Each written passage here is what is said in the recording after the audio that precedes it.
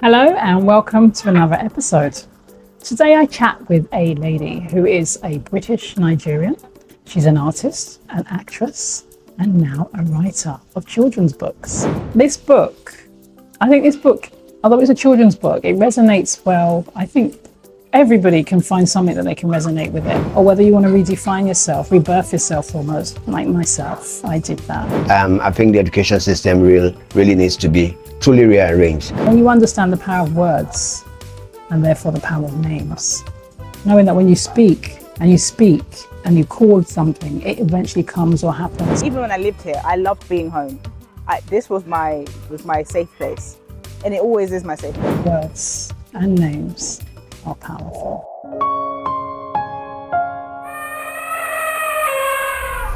Hello, my name is Chidima Ifunyachi, and I am a British Nigerian writer, actress, and filmmaker. I'm currently in Nigeria promoting my brand new book called The Importance of Names. It's a children's book designated to encourage children to be proud of their heritage, their names, their backgrounds, their culture, and all of that. It's also very much about anti-bullying and tolerance. The reason why I chose to write the book is because growing up in England, this was in the 80s and 90s, before Afrobeat and before being Nigerian was trendy, we got bullied a lot. Especially kids that had Nigerian names, they were tortured with bullying. And I feel like it's an important message to get out because unfortunately that's still happening today. And for me as a Nigerian, a British Nigerian, even though I was born and raised in England, I will always have my roots. My roots will always be Nigerian. I'll always be connected to this land, which is why the main character in my story is a Nigerian girl who goes through that and then comes out the other end, pride and high self-esteem, confidence. This is what I want for the next generation of Nigerian children. So it was important for me to come home because this is the beginning. This country, this is my beginning. If my mom didn't come from here, I wouldn't come from here. So this, regardless of wherever I've lived or wherever I come from, this is my root. And I thought it was important to bring my story home because I didn't know how much people who live here don't know what Nigerians are going through in the abroad. If you're Nigerian, you're living in the diaspora, it's, they're all scammers, they're all 419, they're all thieves, there's a lot of negative connotation and heavy stigma surrounding being of Nigerian descent. So to the point where some people growing up like, I'm Ghanaian, I'm Ugandan, other countries, just to get away from the stench of being a Nigerian. I want to change the rhetoric. I want to change the narrative. Thank God for social media. Nigerians are doing well. Business-wise, if it's entertainment, if it's music, if it's film, if it's football, just across all industries, we're doing really well. And I really want to drive that message home, that Nigerians, regardless of what they think about us, we've proved them wrong each time, that we are doing phenomenally well. I want the next generation of Nigerian children to be so proud to say, I'm a Nigerian, because even here, as I've learned since I've been here, Nigerian kids in Nigeria don't want Nigerian names. That doesn't make sense. You would never find a white person called Uzo or something. So if 20, 30 years from now, there's no Nigerian names, what would become of us? Somebody needs to change that. And I'm hoping that my book plants a seed in the minds of adults, children, parents, anybody who's around children who are going through this. Because I've been on radio and TV and people said, yeah, all of our kids want to be called English names, but they live in Nigeria. So that doesn't make sense. So I want to be part of that driving force for change. Coming to Nigeria to do my book run made sense because Nigeria is a lot more accessible and there's a lot more opportunity in terms of being able to meet people, network, mingle. And just because of the sheer size of Nigeria, Lagos, even if you say just Lagos alone, it's huge. This country thrives off of interpersonal relationships. You go somewhere, meet someone, you need this, I know somebody, I can connect you, yeah. It's very much kind of word of mouth, but you need to be here to experience it. This isn't something you can do like proxy or via an email. You need to be here in person. So since I've been home, I have made so many brand new connections, really useful ones. And I've helped people as well with, with things I can do. And that's what being a Nigerian is about. Community, unity, togetherness, regardless of what they want to use to divide us, language, tribe, religion, and whatnot. The heart of a Nigerian really is strive and succeed together. So anybody who's in the diaspora thinking about coming home, as someone who lived here for 4 years during lockdown, I definitely recommend it. Those were the best 4 years of my life. Life-changing, actually, in a positive way. Nigeria is rich with opportunities and chances that are not so obvious or readily available in the abroad.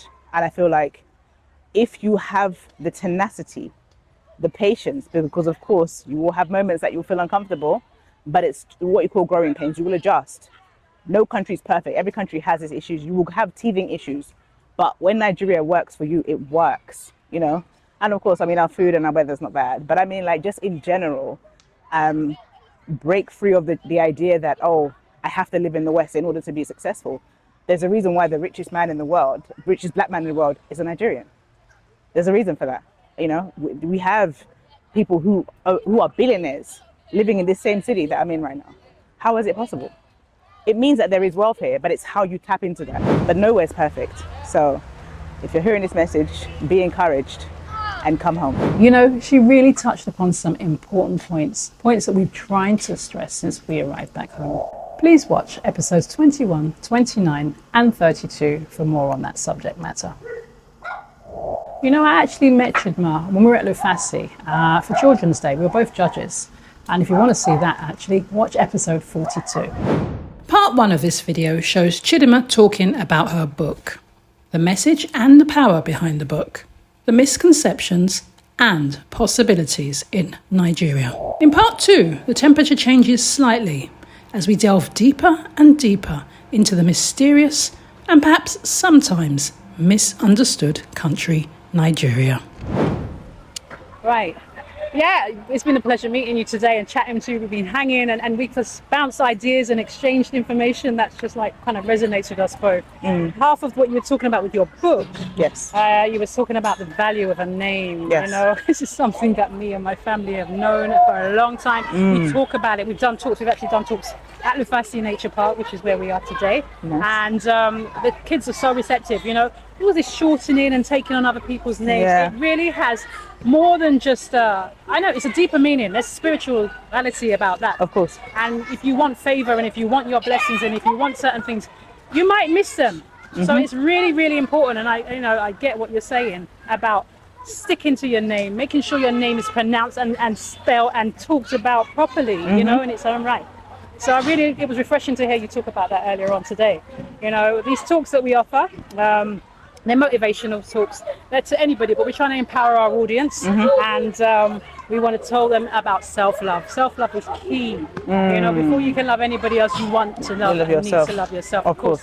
But in addition to that, country love.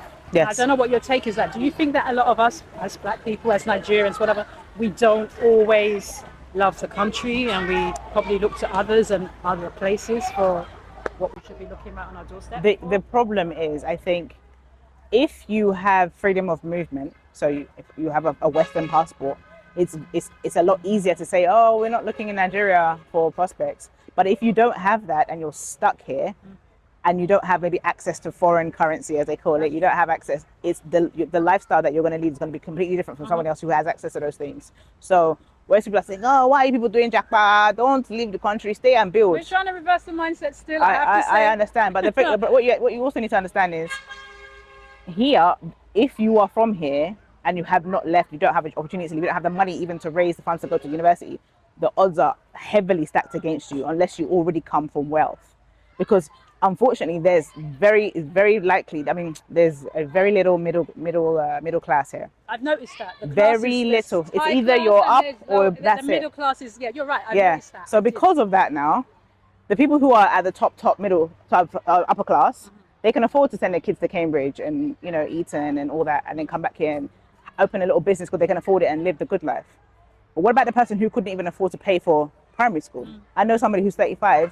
His education stopped at year 6 because his dad died. They couldn't afford school. So when he writes in Texas, he's over a year 6-year-old, so 35-year-old man. So you can't tell someone like that, oh, stay and build. He's struggling with even basic communication skills. So he's just surviving. But again, I think where we go wrong sometimes is we are measuring success from going through a certain way in academia, possibly. You know, that person that you talk about, maybe he's good creatively, maybe he's good with his hands, or he can, you know, he can do things. But I get what you're saying. I suppose I'm in a position whereby I've had the opportunity, I suppose you could say, to be somewhere else and to be here. So I can gauge difference. And I can compare. I think some people who haven't had that, they're always thinking the grass is greener. They're always, you know, wondering and what if. I think, yeah, you know, if you have a mind to create, you can stay in Nigeria and you can make it. I don't think you have to come from Adetokunbo or some... No, you don't have to. But the problem is, the struggle is different.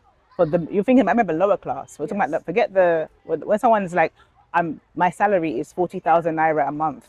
That's someone's real life. 70,000 naira a month. They still have to feed their kids, still have to pay the Danfo buses to get to work and travel. That's someone's reality. He still needs to put Jen in because of NEPA. There, of course. So 70,000, I don't even spend on a night out. That's peanuts. I get what you're saying. Night out, I spend... There's always going to be some people that, you know, are at the bottom and it's going to find it difficult. This is what I mean. But in the grand scheme of things, I think what we're kind of we're agreeing is that Nigeria is a place that you can make it. You can make it, of course. course. For those people who there's no excuse for, as in they come from certain areas in terms of wealth, or they've got knowledge and skills. Of course. They even find that maybe they're somewhere else out in the diaspora, so they've amassed other skills possibly and money. That now if you were to take that and bring it into Nigeria, I don't think, if you failed, I couldn't see how you could fail. Yeah, but but that's not everybody's. Right. I get what you're saying. So the Japa. That's why the Japa thing is a thing, because even if you Japa and you get foreign paperwork, then you have the freedom of being able to come in and out. So imagine you go out and you earn maybe £1,000. That's almost like 2 million naira. Yes, but it's not really. This is what I'm trying to tell people as well. £1,000 sounds like a lot, because if you're gonna use it in England, it's not. No, of course, right? No. I'm talking about if you can take that and which is that's what I'm saying. We're encouraging people who have been able to, you know, amass a certain amount of money, but to come back home, bring your skill sets, bring your money, bring your knowledge, you know, bring it back home, build up the country. It's all that self-love. It's self and country. True, but also, anyway, without sounding negative, no problem. Security is also a lot of people, like for example, even my friend right now, he's come back from America. He's been back 5 years now, and he's got CCTV in his house. He's got everything. For the last 4 nights, he's been up at night. I said, why? Because he said the 2 nights prior, he saw a man on his CCTV trying to climb into his compound, maybe to circle the joint. My cousin has Rottweilers, pit bulls in his, because these are the other issues we're dealing with. Kidnapping is still rife. In Lagos, really? I mean, when I hear people telling people not to come because of security or kidnapping, it depends. No, there's things are happening. Things are actually happening. But I mean, for you guys, royal people, your story is a little bit different. Okay. But for the rest, normal people. I go out. I go to supermarkets. I'm out on the road. I even go into the market. No, I know, but there is. For some people, you know, and also then dealing with no electricity. Some people haven't had electricity for a year. Do you know what? I don't know. I don't want to say too much because people will start sending in some hate now. But I think, you know, with the sun we have, yes, I know they have to shell out some money first of all for solar. Have you checked how much solar is? Do you know, again, this is because we're all in an individual mindset. If people kind of come back together and to try and do, all right, so you're first, I'm going to be second, a bit like a partner. You hear that? So whilst working on this video, I was quite impressed with the conversation actually. It was right up our streets, if you've been following our videos, but there are a few points I feel I need to touch on. So the first point, which I consider misconception, is that Nigerians always advise other Nigerians that they have to experience the West to make it, you know. This is a colonial seed that was planted in us. I think we need to uproot it, we need to burn it, and make sure it never grows again. You know, people would always advise and say, oh, I earn £1,000, I earn £2,000, if you convert it, it's 1 million, 2 million, 3 million, whatever it might be. But what they always fail to do is to take the cost of living into consideration. So I put it to you as a person who has lived in the UK forever, when you convert these monies, what you get with the 2,000 in the UK, a person earning £1 million naira in Nigeria probably would have a better standard of living with that money. So people just look at conversion. They don't think like, what do I get for this? A flat, a reasonable one-bedroom flat in the UK will literally cost you, not even in a very upmarket area, just a flat, just in an area, will cost you nothing less than 1,500 per month, one-bedroom flat. So think of what 1,500 pounds would get you in Nigeria. I think why most people fail in Nigeria is they always try to recreate the West in Nigeria. Already that is never going to be a winning solution, is it? I also feel the education system in Nigeria is never for us. As said earlier, we haven't really looked at our education system. We haven't looked at what works for Nigeria.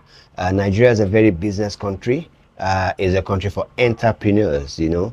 But we don't do that. Everybody must go to school, especially, everybody must go to school, and everybody must be a graduate. But the funny thing to me is that there are so many graduates without a job, and nobody is thinking, this is not a working formula, what should we do? My little advice is for us to look further into entrepreneurship, empower people who are already in business. Government should have a way of empowering them, enable them to stabilize better, and also teach them how to scale up, to know how to structure your business to make it a proper business. I mean, the richest black man in the world is Nigerian. He's a businessman. Many people who are breaking barriers are businesses. Nigeria they have the spending power and they have the population. So I think we're being miseducated and misguided. Even our so-called elites, they're not satisfied until they send their child to a British, American, or some sort of Western school. And what they do very well at these schools is they give them the Western morals. They give them the Western ideology. So at all times, we're losing the Nigerian perspective. But then you expect these children to grow up to be good Nigerian leaders with a Western head. Let us rethink this. You have Nigerians saying, I'm leaving because of insecurity. Nigeria is so dangerous. And then they move to America. Who in their right mind will leave Nigeria for security reasons and go to America or even the UK? So you've heard about Chidima's book. Please support her by buying a copy. It's ideal for Christmas presents, birthdays, any occasion really. And the message is so important. This book is available on Amazon and selected retailers in Nigeria. Now my question to you is, what do you think about the points we raised in this episode? Do you think that Africans should continue to give their children African names? Please, your suggestions and comments. So, the wonderful news is that we've got a couple of copies of this book to give away. All you've got to do to win it on this show is tell us the name of the book and the author. If you've enjoyed today's episode, I hope you have. You know what to do. Like and share. Thank you for watching and subscribe to our YouTube channel.